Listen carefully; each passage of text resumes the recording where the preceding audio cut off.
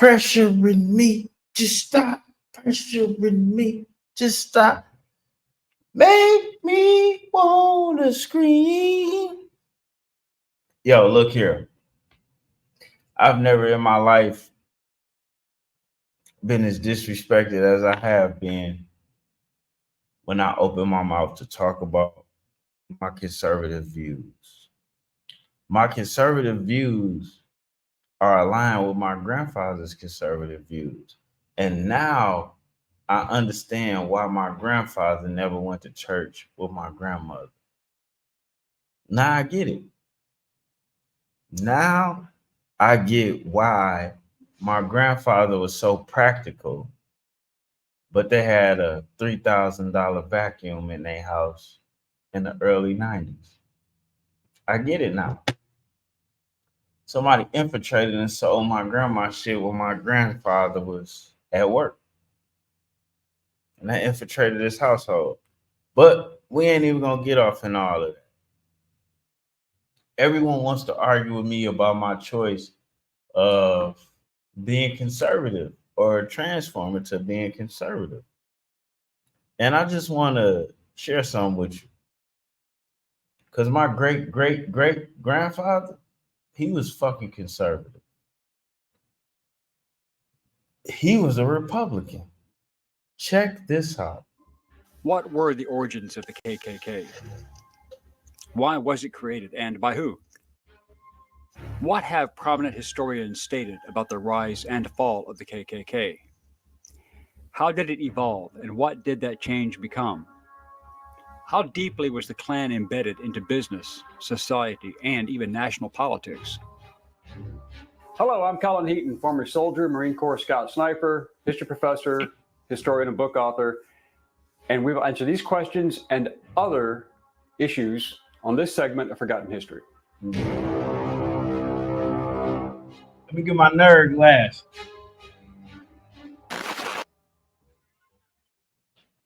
The Klan had three evolutions in its history as it evolved and altered its methods, tactics, and expanded its focus.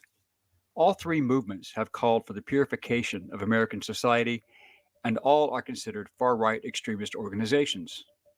During each period of the Klan's existence, the official membership was secret, and estimates of the total numbers of members was unknown, and they were highly exaggerated by both friends and enemies alike.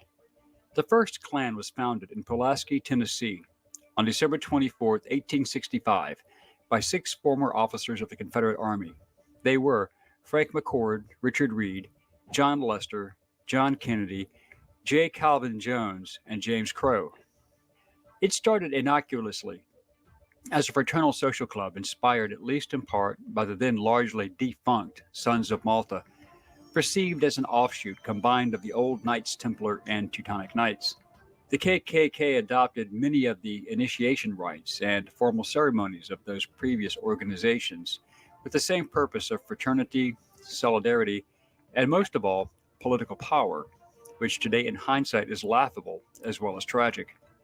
The official KKK manual describing these rituals was printed by Laps D. McCord of Pulaski, Tennessee. The Klan also needed a distinguishing uniform, which later in their history would become notorious robes, and hence their adopting the Spanish capirote hood. Former Confederate Brigadier General George Gordon, for whom Fort Gordon, Georgia was named for, developed the prescript, which supported the superiority of white society and culture and adopted and taught white supremacist beliefs. They created the ranking system, and at the top of the KKK was the Imperial Wizard, or the national president. Below this were the Grand Dragons, who governed an individual state, called a realm. Then there were the Grand Magis, or deputy commanders, and then the Grand Cyclops, responsible under the Grand Dragons for establishing and maintaining recruitment standards. Below them were the Kleagles, who were managed and who were responsible for recruiting and vetting of new members. The rest of the members were the Klansmen, or the foot soldiers, and enforcers. Confederate General Nathan Bedford Forrest was elected the first Imperial Wizard and stated that he was the Klan's national leader. Forrest was very concerned about the Republic. One of my favorite movies is Forrest Gump. This is the guy that Forrest was supposed to be named after. hilarious, but also sad. But check this out. Let's finish listening. Republican influence growing among the blacks in the South. Despite its apparently well structured appearance, the Klan had no membership rosters, no named chapters, and no listed local officers, so it was difficult to judge its membership. Due to the heavy response by President Andrew Johnson and the increasing numbers of federal soldiers into the southern states as a result, Forrest called for the Klan to disband in 1869. He stated that it was being perverted from its original honorable and patriotic purposes, becoming injurious instead of subservient to the public peace. Historian Stanley Horn argues that, generally speaking, the Klan's end was more in the form of spotty, slow, and gradual disintegration than a formal and decisive disbandment. Despite Gordon's and Forrest's work, local Klan units never accepted the prescript and continued to operate independently without any form of command and control. Now I know white people. You think that was a mistake that he disbanded it? You think he really meant that? I had to go put on my different glasses because I like to read and read. And I'm reading this. That was a signaling call. You know what I'm saying? We ain't gonna get into what's going on right now in the world, but let's check it out. Historian George C. Rabel argues that the Klan declined in strength in part because of internal weaknesses, its lack of central organization, and the failure of its leaders to control criminal elements and sadists. More fundamentally, it declined because it failed to achieve its central objective, the overthrow of Republican state governments in the South. Historian Elaine And the reason why it was important to overthrow the Republican in the South is because the Republicans was representing the black man. And this is where they robbed us. See, back in those days, the white woman wasn't, no woman was allowed to vote. No woman was allowed to own a bank account without a man, all type of things. But a woman was allowed to inherit. And that's why you need a marriage license. Because they didn't want black men inheriting wealth by marrying white women.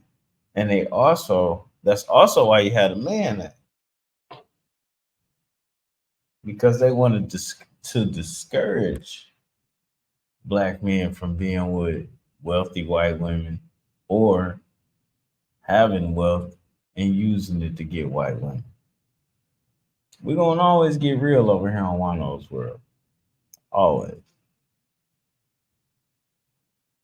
Just make sure you be ready for it. France Parsons describes the membership, quote, lifting the Klan mask revealed a chaotic multitude of anti-black vigilante groups, disgruntled poor white farmers, wartime guerrilla bands, displaced Democratic politicians, illegal whiskey distillers, coercive moral reformers, sadists, rapists, white workmen fearful of black competition, employers trying to enforce labor discipline, common thieves, neighbors with decades old grudges, and even a few freedmen. So the Ku Klux Klan ain't really about white supremacy. It's really a gang of unaccountable men forcing you to be responsible for their problems, flaws. It's really what it is. Because see, what you got to understand is when my great grandparents showed up on the sharecropper farm, the white folks could not work them.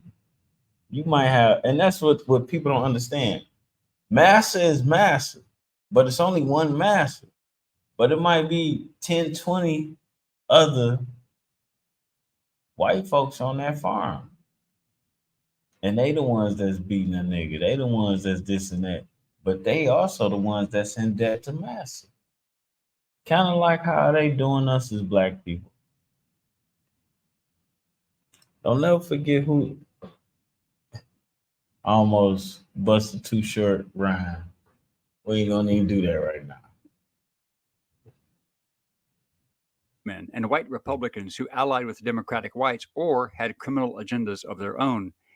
Indeed, All they had in common, besides being overwhelmingly white, Southern, and Democratic, was that they called themselves, or were called, Klansmen. Another historian, Eric Oh shit. The Democrats were all Klansmen?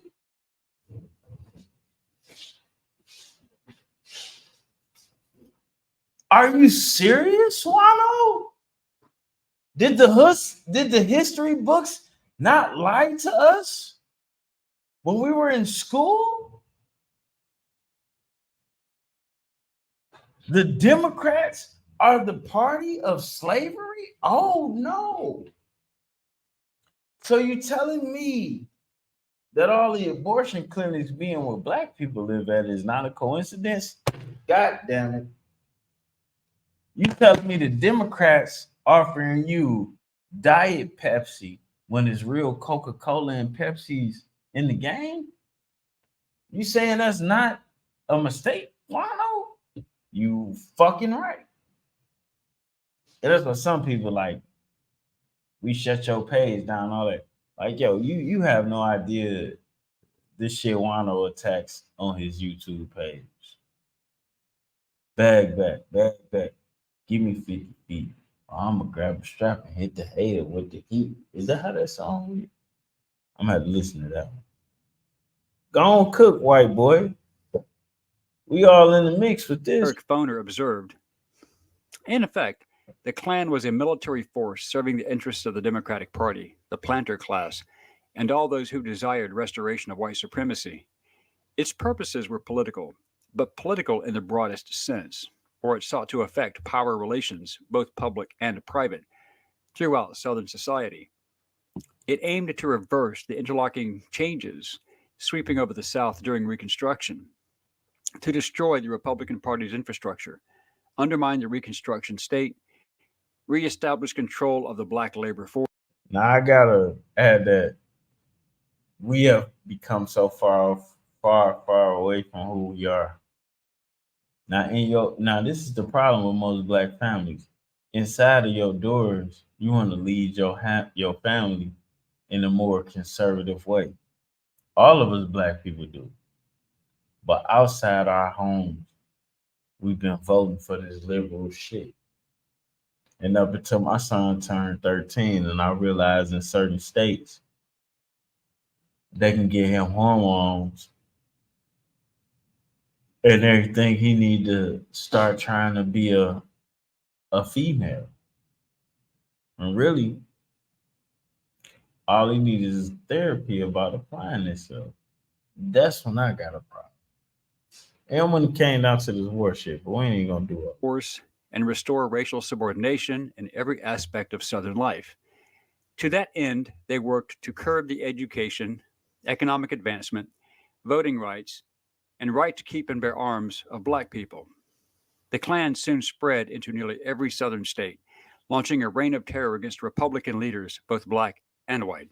Those political leaders assassinated during the campaign included Arkansas Congressman James M. Hines, three members of the South Carolina legislature, and several men who served in constitutional conventions. The Klan primarily focused upon suppressing black voters, and a political campaign often turned deadly. More than 2,000 people were killed, wounded, or otherwise injured in Louisiana in the few weeks leading up to the presidential election of November 1868. And that's one thing people be like, well, yo, why black people don't do this? Why black people don't do that? DNA carries memory. And most of us black people that done tried something, or our great greats have tried something, what happened to them is in the memory. It's in the DNA. DNA carries memory. So most of our DNA carries memory that tell us not to try to do something or not to try to have anything. And as sad as they may sound to you, it's pretty much One example was in St. Landry Parish, which had a registered Republican majority of 1,071. The Klan's efforts proved effective because after the murders, no Republicans voted in the fall elections. White Democrats cast the full vote of the parish for General Ulysses S. Grant's opponent, Democrat Horatio Seymour. The KKK also killed and wounded more than 200 black Republicans hunting and chasing them down. In the governor's race in Columbia County, Georgia, 1,222 votes were cast for Republican Rufus Bullock, so the Klan got involved. By the November presidential election, the Klan's intimidation suppressed the Republican vote, and only one person voted for Grant. As a result, the 1871 Civil Rights Act allowed the president to suspend habeas corpus. This means that the traditional right to be brought before a court or a judge to appeal for bail or challenge an unlawful detention could be suspended, and was in fact suspended by Lincoln during the Civil War. During this period, the Florida Freedmen's Bureau records provided a detailed recounting of Klansmen's beatings and murders of freedmen and their white allies, numbering 150 dead in voting intimidations. As a result of these actions, in 1870 and 1871, the federal government passed the Enforcement Acts, which were intended to investigate and prosecute Klan crimes. While racism was a core belief of the Klan, initially anti-Semitism was not. Many prominent Southern Jews identified wholly with Southern culture, resulting in examples of Jewish participation in the Klan until they too were included as targets. Really? Really? Really? So they didn't just start hijacking struggles. Now, this documentary used that term of the Jays. Matter of fact, I'm gonna get back off camera. It ain't Juan-o. The second era of the Klan started in 1915 as a small group in Stone Mountain, Georgia. It expanded membership nationwide in the early and mid 1920s, including urban areas of the Midwest and West, with Kansas being a large Klan stronghold. The various independent Klan organizations often took a position of supporting prohibition and compulsory public education for white children, although blacks were not to be educated if possible, and if they were, only in segregated schools. The Klan received its greatest propaganda boost of its entire history when film director D.W. Griffith released his 1915 silent film, The Birth of a Nation, which took great liberties with the truth surrounding the creation and activities of the first Klan. This was when the Klan was resurrected by William Joseph Simmons in Georgia due to the popularity of the film. Simmons relied on the original founding documents from the original Klan and collected the stories, relying upon the memories of some surviving elders. When the film was shown in Atlanta in December 1915, Simmons and his new Klansmen paraded to the theater in their robes and pointed hoods. Now look at that. Where they at? They in Atlanta. The number one place right now where black people are looking less than human, black men are looking less than men, and black women looking all kind of ways. Y'all don't see the strategy in that, but I digress. And they was all Democrats. Saw some Democrats. Even riding on robed horses, imitating those scenes in the film. In the film, the Klan was represented as white knights of the nation's conscience, protecting white virtue and white women from the Those Democrats, right? ravaging sexually aggressive Negro. The public response was very positive as a result, but the film did not mention lynchings, other murders, and voter intimidation. Within the first 6 months of the association's national recruitment campaign, Klan membership had increased by 85,000 by 1920. By the mid 1920s, the organization's membership ranged from 3 to 8 million members. The Klan also began to become deeply involved in politics. The 1920s. That was during the Great Depression. And what you ended up was more poor white people than more poor black people. And that's why they referred to it as the Great Depression.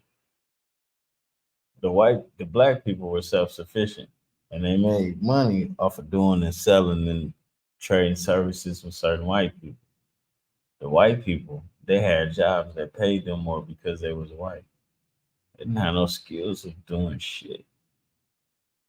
The same thing that's about to happen to you niggas while Kamala Harris bring all these others in.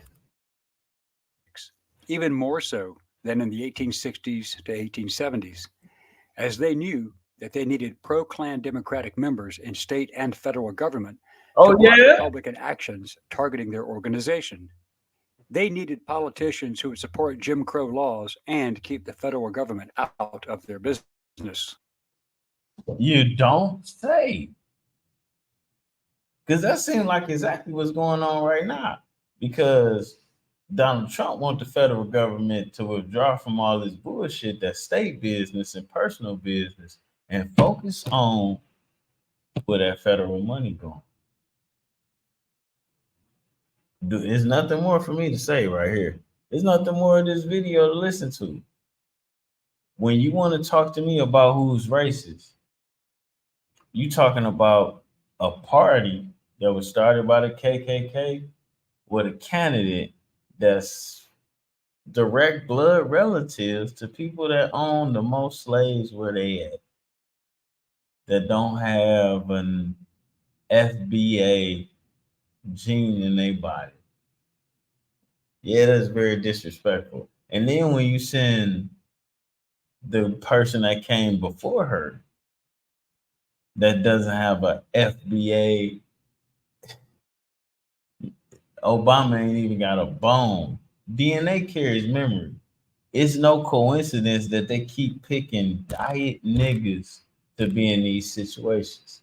Never will they ever allow somebody with the slave gene to be in that position. And that's what all this about. I was gonna watch this whole video, but I'm out. Juan-o got shit to do. You know what I'm saying? Juan-o got shit to do. Shout out to Detroit. Shout out to Babyface Ray. You did a good job going number one. We love it.